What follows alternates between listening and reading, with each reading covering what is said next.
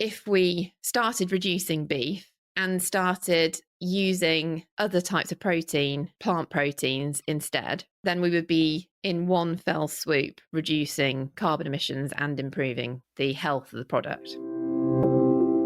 Welcome to the O for Food's Sake podcast, where we unwrap the joys and struggles of working in the food industry so you can thrive in what you do best while sustaining a rewarding and fulfilling career or business.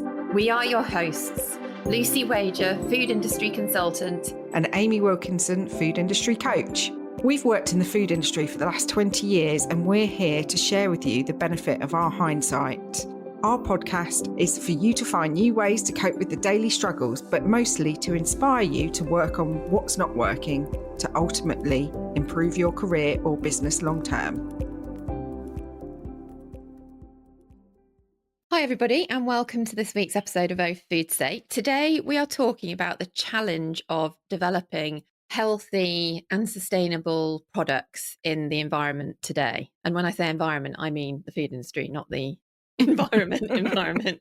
Just realised it. Well, although it's part of the way the world is today, it's isn't part it? of the puzzle. Yeah. Yeah. So we thought it would be a good episode to do because it's something that comes into my work on a daily basis.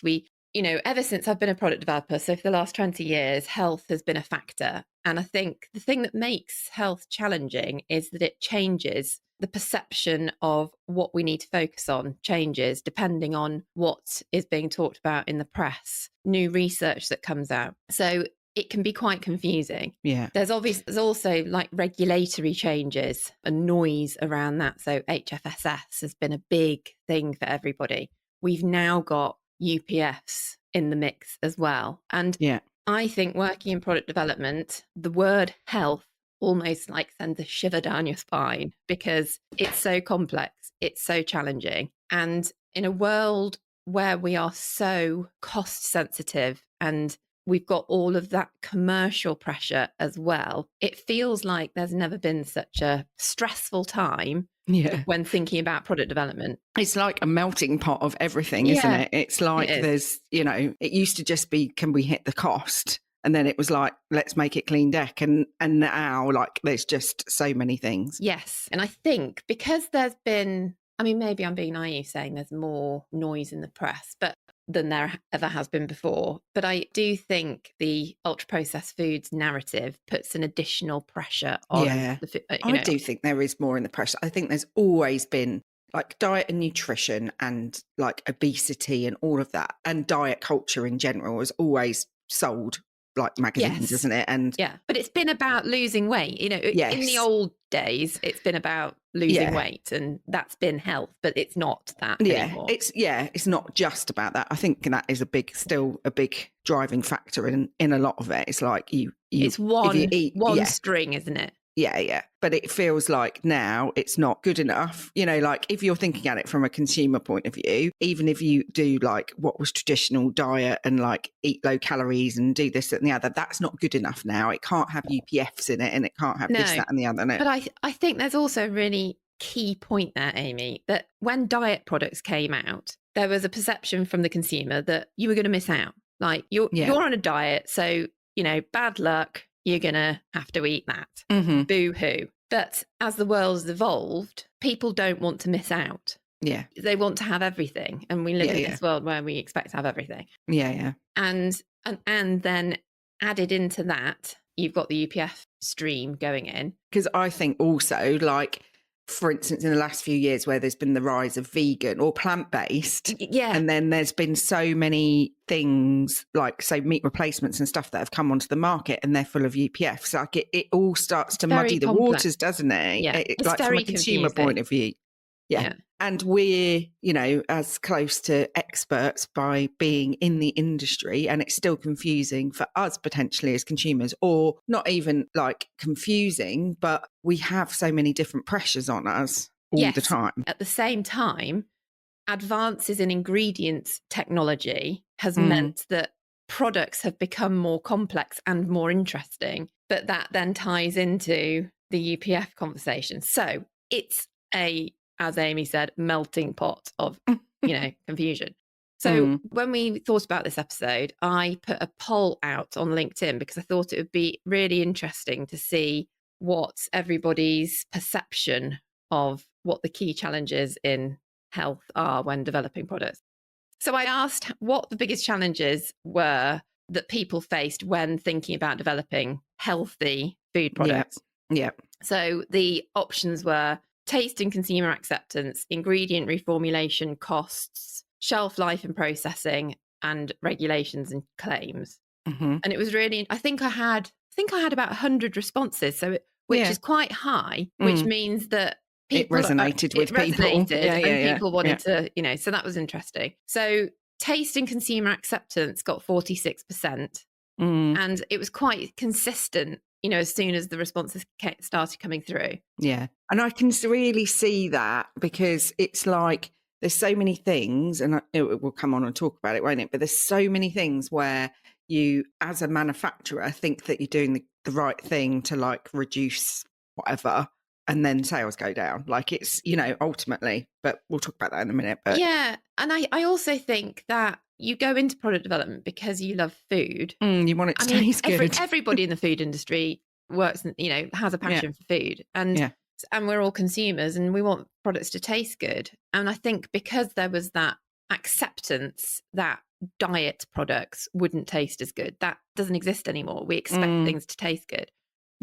Yeah, I think I wasn't surprised that was. Yeah. But I did wonder, so ingredient and reformulation costs, that was the next biggest factor, which was 31%. And I did wonder whether that would, I thought either one of those would be one of those, would be the top. And, it is difficult. It's a challenge in product development, full stop, at the moment. But I think particularly for healthy products, because healthier ingredients tend to be more expensive. That's a really sweeping statement, but it's a fact. And the core products tend to use cheaper alternative ingredients, and so therefore if you want to do something healthy, it is going to cost more. Shelf life and processing, I think, is a really interesting one. It only scored 17%, but I think when you scratch the surface of it related to health, it has an impact on things like consumer acceptance and cost. Because, for example, if you remove preservatives from a product, there will be an impact on shelf life and then potentially consumer acceptance. Well, and things like salt and sugar help preserve as well, exactly. Right? So yeah. But there's some interesting things that we'll come on to talk about. And then regulations and claims, quite low. And I wonder whether that's because there's just an acceptance. Like they're there and that's the work, that's what we have to work to. Yeah. I think it's quite interesting that it's not seen as a barrier. I mean, to be fair, the regulations aren't very restrictive. Well, and that, I think there could be more that could be done. It's interesting though, because isn't it like that part of the narrative out there is that big bad manufacturers are deliberately going and harming the health of the nation, but it's really complex and there is a place for regulation in all of it, because actually if you have to comply, you will comply. Yes. And our regulations are globally leading, and when you look at our food system compared to America, for example, our food system is much healthier, even as it is. I'm not saying that we shouldn't be benchmarking against America, but just saying. Yeah. So going back to the taste and consumer acceptance bit, I think the biggest issue is that consumers, and this is also linked to sustainability as well, because it's a similar issue. Consumers say that they want healthier food, but then, as you mentioned earlier, Amy, you redevelop or you develop a product and then it doesn't sell. That could be, you've looked at consumer research, you might have done some consumer testing and it's all come out good. And then in the cold light of day, the consumer doesn't pick it up. Well, and the reality is, if you think about it from the consumer psychology point of view, we all want to be healthier. Yeah. We all have those the right thing. It's like when you go and do your shop and you've got the best of intentions, and then the next night when you stood with the fridge door open thinking, oh, why didn't I get any snacks? Like it's, that disconnect is there for us as humans, isn't it? Yeah. And more than psychological, like we are built from like caveman days, we're built to crave things like fat and sugar because it was how we survived, and it was like a life force for us. And we don't need that anymore, but unfortunately it's part of evolution, and it's there. So we absolutely crave it. And I mean, we all have different things that we crave, don't we? And chocolate. Is my big thing. Mine too. And it's the perfect combination, isn't it, of fat and sugar when it comes to chocolate. Like my daughter's, we can't have ice cream in the house anymore because if she knows it's there, she wants to eat it. But I think it was when I was at uni, it was ice cream was like one of the things that they used to explain that, because it's almost it's perfect combination. And it's been formulated. It was formulated to be that perfect combination. Yeah. And so that's where you could say the big bad food industry, because it was these things were developed to, make us want them. But I think there's also an element of joy in these things that we love. Exactly. So it's all about balance. But I think it is really interesting. And I think there's been some the other thing I just want to say about that is, in terms of ingredient technology advances, obviously there are ingredients like starches and fibers that mimic fat, and I think they are so useful because they do play a key part in us being able to reduce fat, but still deliver to a certain extent that thing that we crave as humans. So and I think it's important to mention things like that, because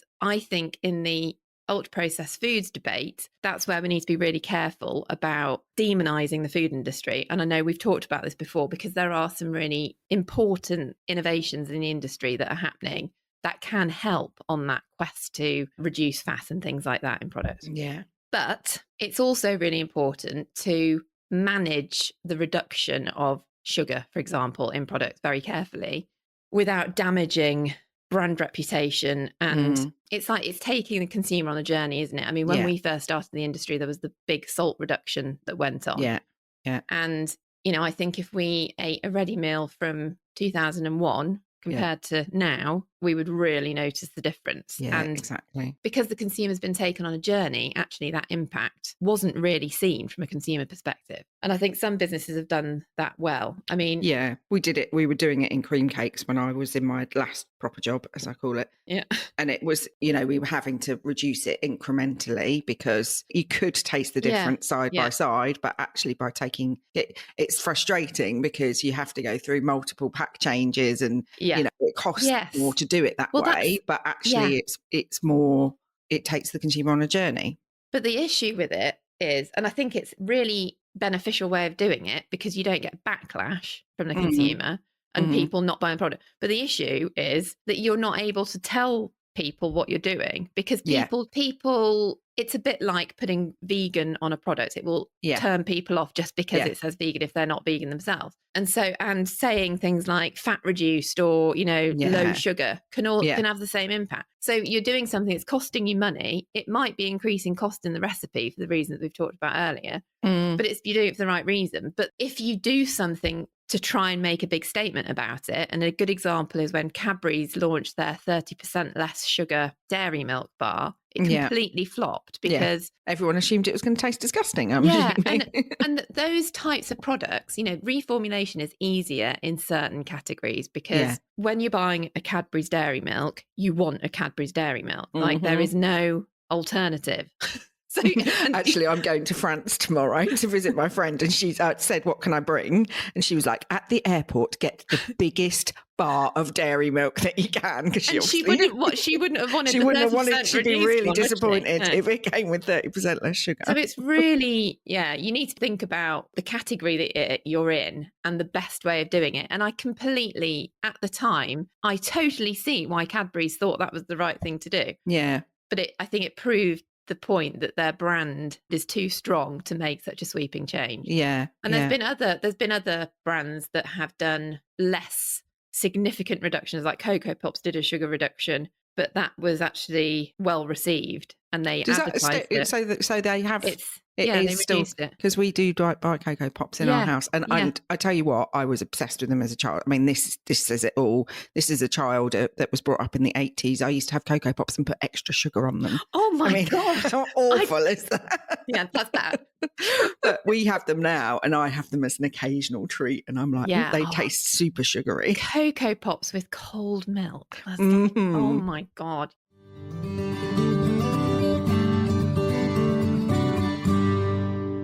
All All right, folks, we're going to take a quick breather here to hear from our fantastic sponsors. They help keep the podcast going, so don't go anywhere. We'll be right back. Ensuring food safety and quality is crucial. That's why businesses trust Microsearch Laboratories, part of the IFP Labs Group. UCAS accredited Microsearch offers microbiological, nutritional and allergen testing for food, drink and water, delivering fast results and expert support. With over 30 years of experience, trusted by leading manufacturers and retailers, and a commitment to sustainability, Microsearch is your partner in product safety. Visit micro-search.co.uk to learn more. As we all know, the food industry never stands still, and it's not getting any easier. More pressure, tighter deadlines, and endless spreadsheets. Sound familiar? Point 74 is the perfect solution for cutting through today's product development challenges, enabling teams to create, cost, comply, and collaborate with ease. Used by 1 in 5 of the UK's top food manufacturers and 2 of the top 5 retailers, it's the software behind the label of your favourite food products, delivering improved quality, margins and processes, all in one seamless system. And we're back. Thanks for sticking with us. Let's dive right back in.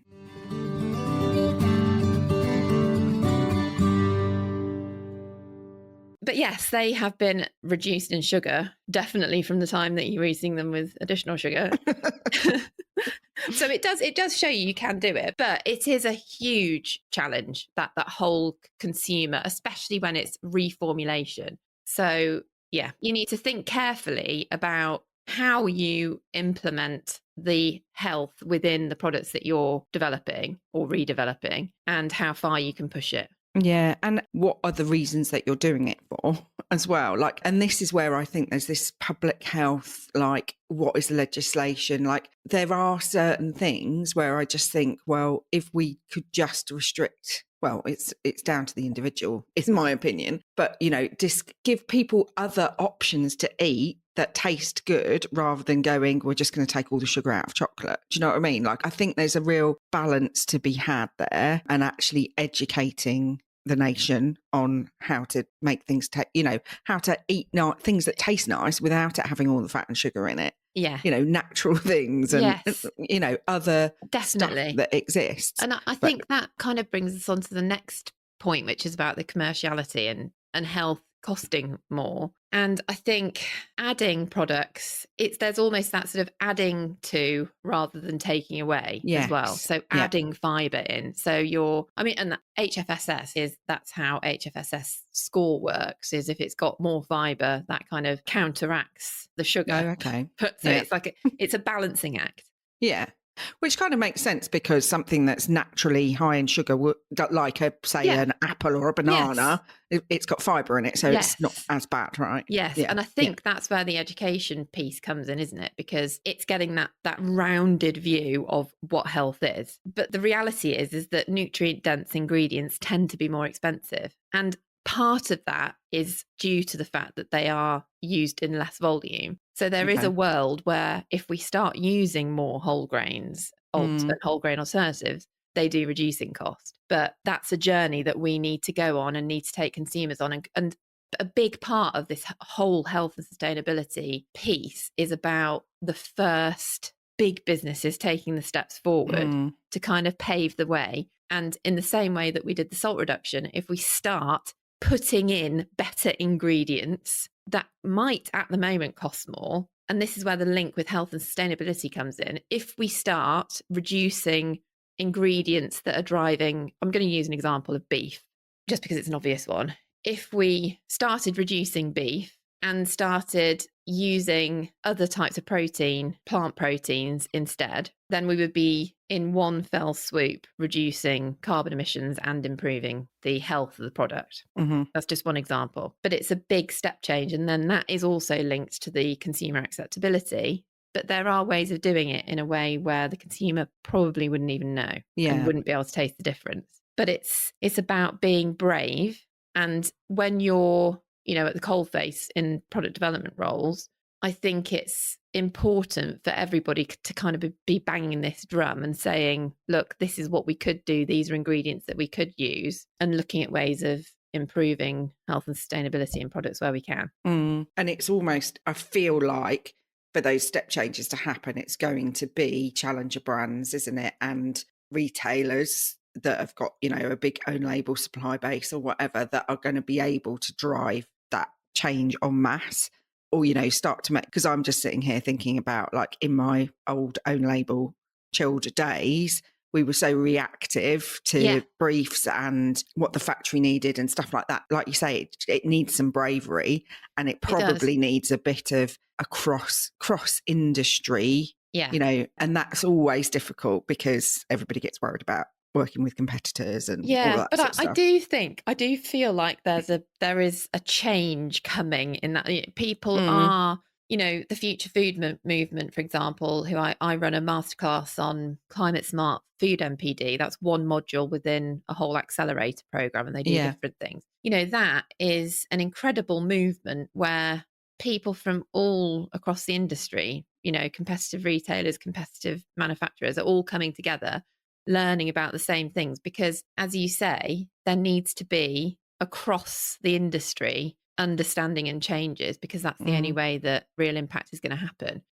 So I think there are, compared to when we first started in the industry, there is a yeah, significant change, and I think that's really hopeful. It's just how mm, quickly we can actually make those changes and create a significant enough impact. yeah, So I'm just conscious of time, and I want to talk about this shelf life thing, yeah, because I think there's some really interesting things happening in this space from a innovation and sort of technological advancing perspective that could really help with the taste of, keeping the consumer happy in terms of taste and acceptance, and long term also really helping from a commerciality perspective. So I just wanted to touch on this, because I think these are the things that are quite new and are things that people might not necessarily know about. mm, So this is basically about how different ways of processing and removal of ingredients could impact the shelf life of product, and therefore impact its commercial viability, etc. And how a lot of, naturally healthy, unadulterated products wouldn't have the shelf life as a, highly processed food. So we're kind of moving into an era where we need to be using technology to our advantage to help us with healthier products as well. yeah, So AI is being used to gather data point references to then very quickly help determine what ingredient combinations can be used to optimize shelf life and taste. mm. So this is similar to, at the IFST conference back in October, the guy from Leeds University, the professor from Leeds University, Some guy. yeah, was talking about a project that they're working on, where I think it was a bakery project they were working on to find the best ingredient combinations that would give, I think this was about shelf life as well, or it might have been gluten-free they were doing, but it's the same theory, where they try multiple different ways of using ingredients, put it into the AI, Yeah, and the speed that you can then develop products and work out the best combinations to get the best shelf life is a game changer, because it means that wow. we can quickly develop products. Yeah. Yeah, we've talked about AI quite a bit recently, haven't we? And that is quite mind-blowing, actually, Yeah. thinking about how it can do that. Yeah. Yeah. And there's also a company in America, and I haven't found any that are in the UK doing this, but there might be. And they're using AI and biology to create these synthetic preservatives which extend shelf life on bakery products. Okay. And it's almost like there's fermentation, which has become very trendy and is also, it's healthy, it's trendy, and it's a natural shelf life Yeah, yeah. Yeah. preserver. And then this new era of how AI and other technology can take us on a route where processing, in the sense that we've done in the past, and ultra processing, this is like a new era where we can use technology to help us with a shelf life, which I Hmm. think is going to be where we can go in the future to help us on this journey of health and sustainability. So it's a really interesting Yeah, area. really interesting. So, Lucy, for developers listening here thinking, yeah, okay, this is, we understand that there's all of these difficulties. What would be your tips for those product developers? So I think the key thing is going back to understanding your consumer, Hmm. understanding the category that you're in, and what's driving your consumer behavior, and how far you can push some of the redevelopment that you might need to do. and Yeah. what are the levers that you can pull that are easily accessible, that's understood by your consumer, that you can bring into the products at the moment. So that might be whole food ingredients that you can add into the products that you're already making, for example. Yeah. I think it's about also looking at the innovations in ingredients and, expanding your business's supply options in terms of what's available. It might be looking at other suppliers, which isn't Yeah. always easy. Yeah. So it's But challenging your procurement team. Actually, we need to yes, get more suppliers and we need to understand better what yeah. else is out there. And seeing what new ingredients are out there that can help you drive, and those additions that you can put into products that can make them healthier. So, prebiotics and gut health and, fat replacers to help make products more acceptable. Yeah. And I guess that's part of this whole, like, getting out to trade shows and stuff like that. We often talk about, going and getting inspiration and all of that. But actually, trade shows that are all about technical ingredients and ingredient shows and stuff like that, there will be smaller businesses there Yes, showcasing stuff. So definitely. And just being part of... sometimes you have to justify why you're going to these things. And this is exactly why, right? Yeah, definitely. And just, opening your mind up to new ways of doing things with different ingredients, and being part of things like the Future Food Movement and IFST, where they're always talking about these innovative new businesses. And there's so many food tech startups globally. Yeah. And different businesses doing some really interesting things. And this is where I think that bigger businesses that kind of keep their heads down and eyes closed are going to miss out, because technology is advancing and AI is advancing. And, the more I read about it, the more I see of these new startup businesses using AI, and it's going to change the way we do things in the food industry. Yeah. It's exciting. It is. Yeah. It's exciting and quite scary as well. Exciting, right? Yeah. And I think it's just about remembering that when you reform, because it can also be a bit soul destroying when you're having to reformulate for health. Mm-hmm. So I think it's kind of reframing that and seeing the opportunity of adding things in rather than just replacing and removing. And I think these new ways of doing things does make it more exciting. Yeah. Well, and I think there is even, I'll always bring my little psychology bits in there, but there's something about reframing it as a developer rather than seeing it as a chore, seeing it as an opportunity. And I know when I was in product development and I had years working in like healthier categories, there's this sort of sense of, and actually when I worked in the unhealthy categories as well, of actually being able to make a difference to the nation's health. Yeah. Like when you look at the bigger picture, it helps to motivate you through those times of it feeling like an absolute chore.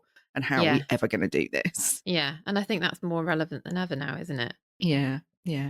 Thanks, Lucy. That's been really interesting. And I know listeners will have resonated. And I think there's something in people listening that are product developers or work with product developers. Share this episode with the people that don't get how hard it is to reformulate and make healthiher products, because I think it will just really help people to understand it better. Yeah, how complex it is and how how much there is to think about. Yeah. You're not alone. As ever, obviously rate and review the podcast because it does make a real difference to us. Yes. Thanks for listening, everybody, and we'll see you next time.